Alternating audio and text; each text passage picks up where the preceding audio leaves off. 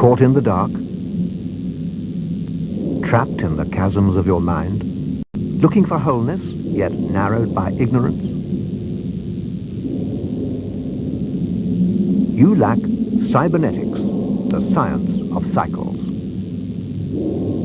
Cybernetics is hard to understand. It explains complexity and wholeness, an insight to free you from darkness, carry you into the daylight of a purer reason.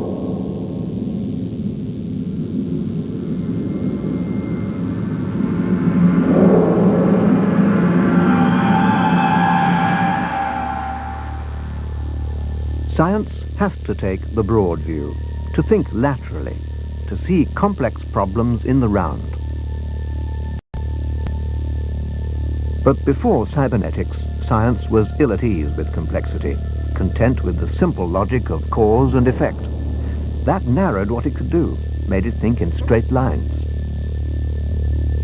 Yet linear thinking is little help in a world where lines are rarely straight,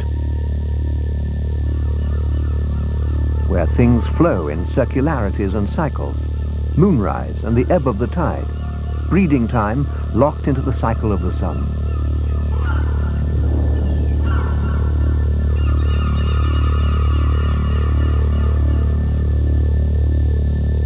Our world is full of strange twists and forces. Cycle interlocks with cycle to create great dynamic systems.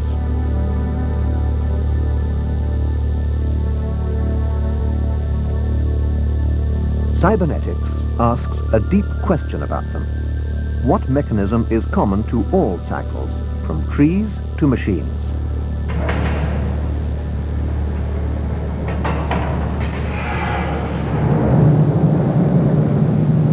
That mechanism is information, instructions. The beam of the steam pump tells the piston what to do. The piston tells the beam when it's done it.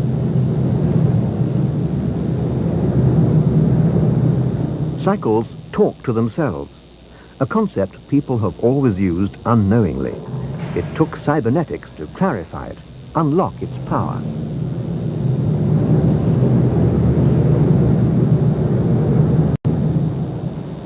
All theory gives you power. Victorian theory about energy helped them change the world.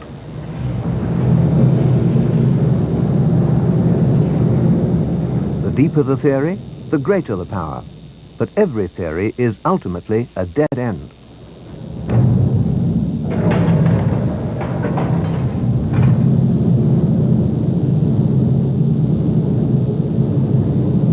Science must always begin again with deeper questions, and deep questions often have childlike answers. Who'd have thought cycles talk to each other?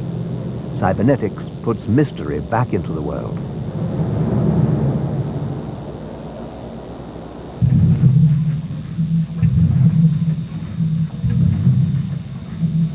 The Victorians missed the deep question, overlooked the mystery, even misunderstood the nature of the cybernetic gadget they bolted to their engines to control them, the governor. The engine speeds, straps fly apart, pushing down rods to shut the valves. When it slows, the engine tells the governor it has done so by pushing the rods back up again.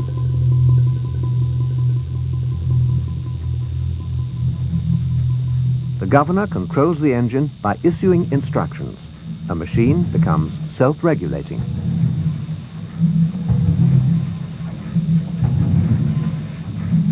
But rods aren't the only things to carry instructions. A hormone can, or a protein, an electron, or a beam of light. With this insight, science is at ease with circular logic. It also sets technology free. At the Cybernetics department at Reading University in England, they make filters for space probes. Layers of material are condensed on top of each other. Each layer is only a few thousand molecules thick, and you can't measure that with a ruler. So what can measure molecules?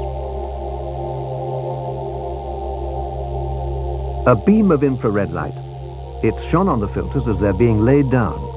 Some is absorbed, some reflected. How much depends on the thickness of the layer. If you can measure the amount of light returning, you also have a measure of the layer's thickness. You can then control the cycle and shut it down.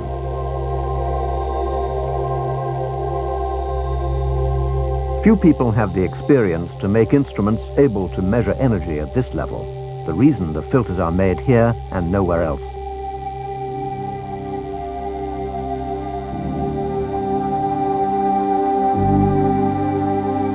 Instrument physics, too, is part of cybernetics.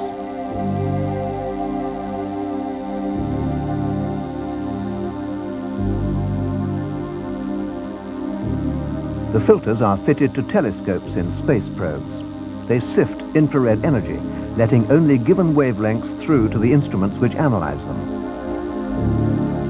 Everything gives off energy, even dead places like Mars. It can tell you about the chemical makeup of space, the solar system, even about life elsewhere.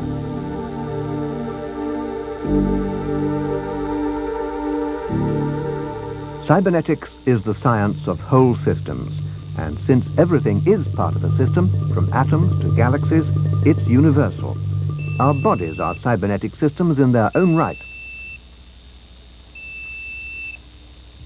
Consciously, we don't know how we walk. Nerves shuttle instructions between body and brain to keep us balanced and moving. Cybernetics lets us externalize these instructions, make them medically useful. Okay, now I want you to just relax the arm for now, and then as you bring it forward, I want you to tighten the muscle so that this machine makes as much noise as you can possibly make. Off you go. That's brilliant. Hold on. Very good. And relax. That's good. And now move it forward. Dr. Karen Fisher helps a patient with an odd problem. The girl dislocates her shoulder whenever she lifts her arm. A muscle is too weak and needs strengthening. Good. Okay. And now try again, tighten, move it Consciously, forward, she doesn't know which muscle to tighten, but a machine can be wired into the circuit, carrying instructions between muscle and brain. This information is turned into an image on a screen. The screen shows her when she's clenched the right muscle. Very good. So you can see by the number of green dots there that you've succeeded in keeping the muscle tension within the correct range. Okay, what we're going to do is put this pad under your heel on your right foot. What I want you to do is to take all your weight onto your right leg, and you see the light comes up onto a number 9. It means you're fully weight bearing through the leg. Okay, hold on again. Likewise with the lady learning to walk again. Consciously, she doesn't know when she's taken the right step. The machine knows, however, and lights up when she gets it right. Fully weight bearing on that leg. Yeah. All right. Okay. So every time you take a step, that's the amount of weight you take through your leg. Yeah, so what I want you to do now is just to step forward. Nerves in the feet tell the brain what pressure we're exerting. But after an illness, the brain can forget what the right pressure feels like. By externalizing the body's inner circuits, the patient is shown how much weight she must put on a leg to straighten it without strain or damage. The bleep, too, tells her she's got it right.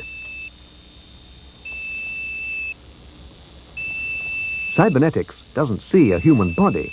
It sees a system controlled by instructions, an abstract principle which lets it tackle any problem. It gave Andrew Crow mobility, even though he's almost totally paralyzed. All he can move is his left arm, but that's enough to send an instruction. A secondary system carries it to the brute mechanics of the car. Back for stop, forward for accelerate, right for right turn. What speed are you doing? 30 miles. That's okay, carry on. From the outside, he's like any other driver. Only when he gets out do you notice he's badly crippled. But cybernetics can help even here. The van on the test track in the south of England is unique.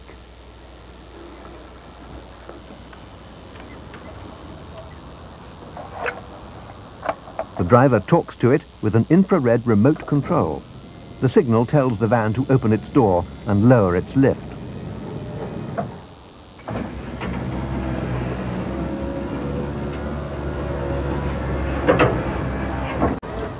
Cybernetics means almost everybody can now drive. People with broken spines, arthritis, polio, multiple sclerosis, even brittle bone disease. Cars for the disabled have been around for 40 years. Usually it meant bolting on bits of ironmongery.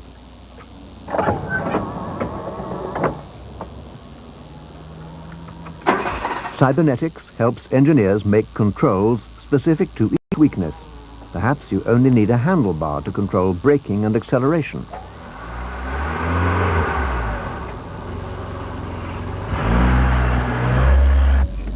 Not long ago, the cyberneticians at Reading were asked to adapt a car for a thalidomide girl.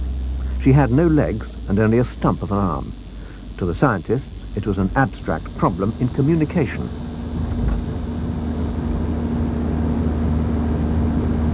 Hydraulics, driven by the engine but sensitive to the slightest touch, were made to carry instructions from the girl through a joystick to the car. Overnight, it revolutionized car controls.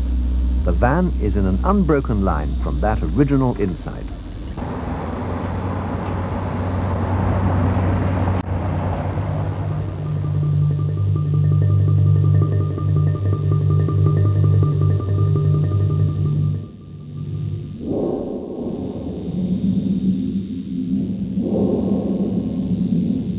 We're riding a crane into a man-made world where matter is moved without a man in sight.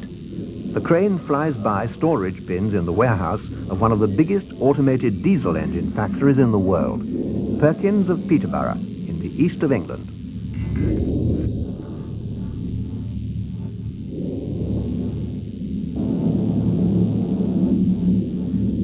A computer tells the crane which bin to pick from the rack.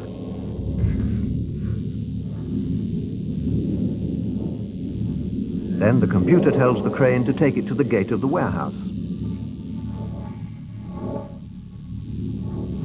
Millions of parts are stacked here, ordered, stored, retrieved, untouched by a human hand.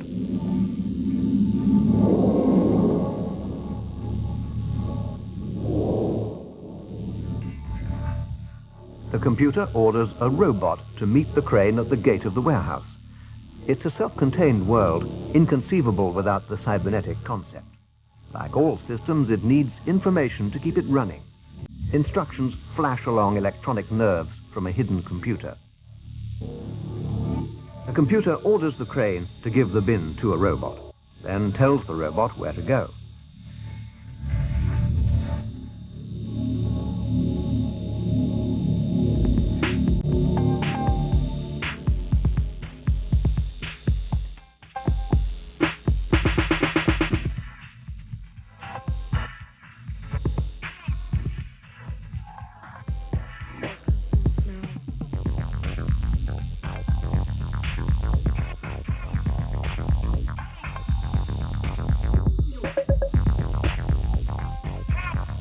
Crowds of robots mill and pirouette, kept in line by a delicate web of orders.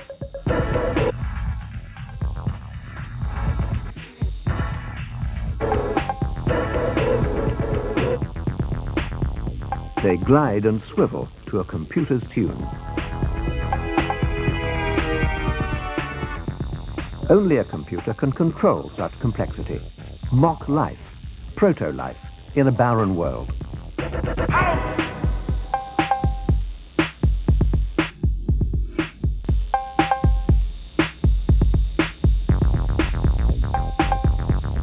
A machine world.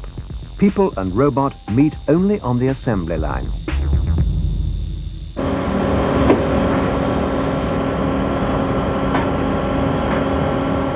Even here, people are scarce, needed only for jobs still too hard for machines.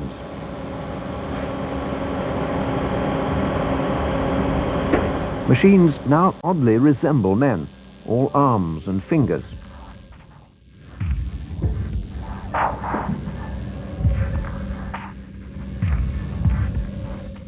Behind, hidden, the computer knows all, controls all.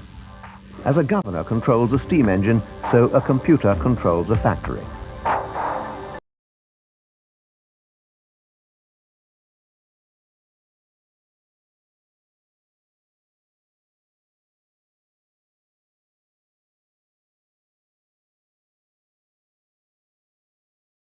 of light replace eyes, questioning the fit of piston and cylinder.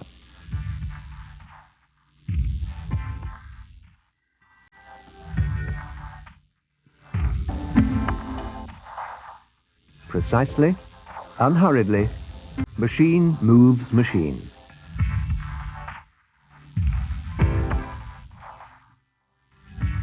It's a time world all of their own. Yet an engine is completed every 2.5 minutes.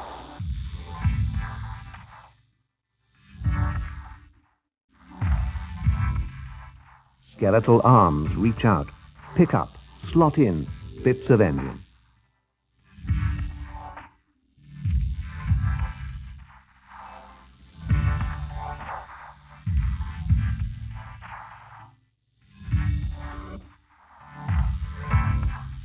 Control, communication, information, feedback. The classic definition of cybernetics. The science of cycles and wholeness.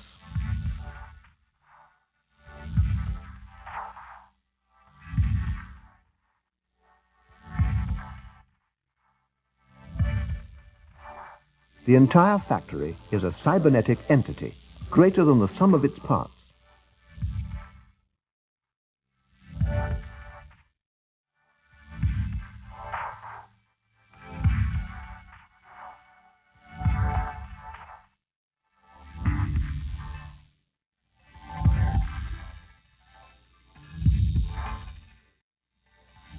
At last, a completed engine is shoved off the line.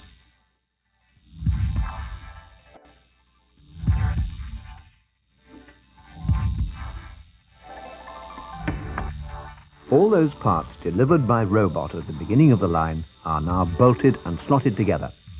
In place of a box of bits, we have a new cybernetic system, a working motor. It too is greater than the sum of its parts. In the testing bay, a computer will question the engine, examine its gases, speak to its pistons. People are unwanted even here.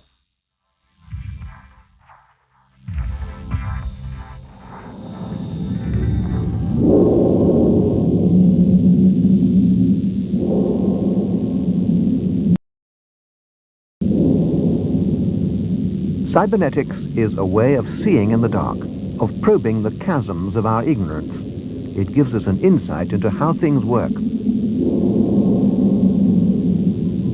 Motion can be read as a message, for example. A shock wave is information. An 18th century cottage, a 20th century factory. Kansan Gurov, once a student at Reading, makes the seismometers which monitor the test ban treaty between the superpowers.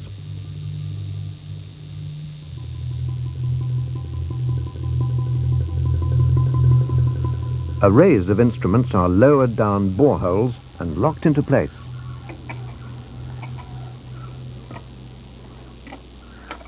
Midway hangs the seismometer. On the surface is its computer.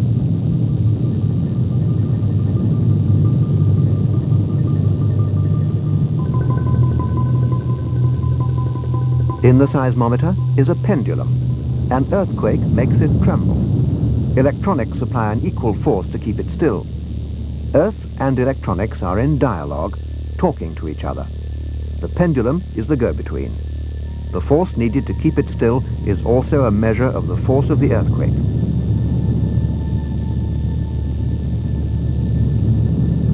A microchip turns the force of the earthquake into a reading intelligible to a human.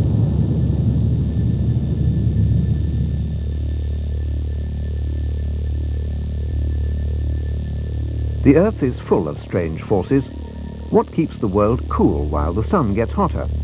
Why does the amount of oxygen in the air stay the same? Why doesn't the sea get too salty for life?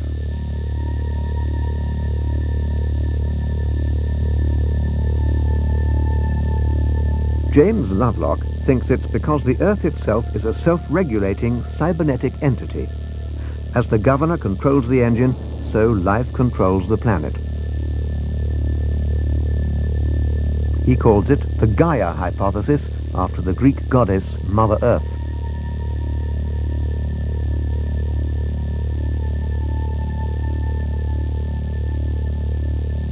Some time ago, NASA asked him to make an instrument to look for life on Mars. What is life, he asked, and nobody knew.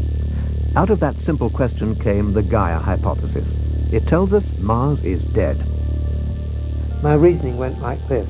If there was life on Mars, it would be obliged to use the atmosphere as its only available mobile medium, as a kind of conveyor belt for raw materials and also for its waste products, and that such a use of the atmosphere would change it chemically and render it different from the atmosphere of a dead planet where everything is close to chemical equilibrium. Well, when we looked at Mars with an infrared telescope in the late 1960s, what we found was a planet with an atmosphere that was very close to chemical equilibrium, and therefore, according to this theory, it should be dead. And the extraordinary thing is that the Earth's atmosphere is utterly anomalous in the solar system. It's an atmosphere which is wildly out of equilibrium. Indeed, you could say that the Earth radiates so strong a signal of light in the infrared that you could detect it in a spacecraft way outside the solar system. Martian chemistry is flat. Molecule ignores molecule.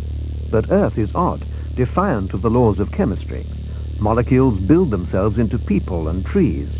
Molecule talks to molecule, making the whole world interactive, interlocked, alive. This equilibrium in the Earth's atmosphere is due to the presence of highly reactive gases, gases like methane and oxygen coexisting. That's an almost impossible state of affairs if you think about it. A mixture of methane and oxygen is a bit like the gas mixture that goes into the intake manifold of your car. It's something that if it were more concentrated would be explosive. And the fact that it stays there at steady state means not only that you have life on the planet, but also that somehow the life is regulating what is an unsteady mixture. In other words, keeping it constant at a steady state. Life cradles the planet, holds its unlikely chemistry in check, balances its gases, keeps us all from slipping into chaos. Cybernetics tells us how it works, yet it is still hard to see the wood for the trees. Most science, even today, still operates on the old Aristotelian cause and effect logic. And this, I think, is why Gaia is so difficult for most people to understand, along with most cybernetic systems.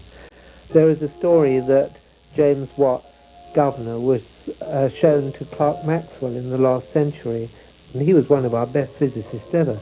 And he said he'd had 3 sleepless nights trying to analyze the operation of Mr. Watt's steam engine governor, although he had no doubt that it worked. The mathematics of it defeated him.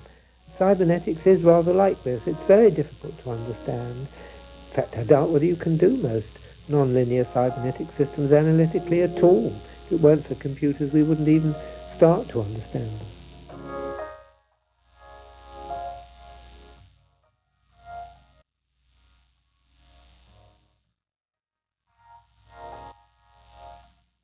Cybernetics has one last great gift for us, a warning. We could be tearing the world apart, making it more like Mars, all dry stone and windy places. Cycles are stable only while they're intact. Take too much from them and they collapse, bringing the whole of life crashing down in chaos and ruin. By about the year 2000, we will have cut something like 65% of the total humid tropical forest. Beyond somewhere between there and 80%, it's likely that the whole system will crash. And when it does, about 1 billion people living in the third world will be precipitated into desert conditions like those of the Sahel. This will be a human disaster worse than an all-out nuclear war. And I think this is something that we should consider more seriously than anything else on the environmental scene.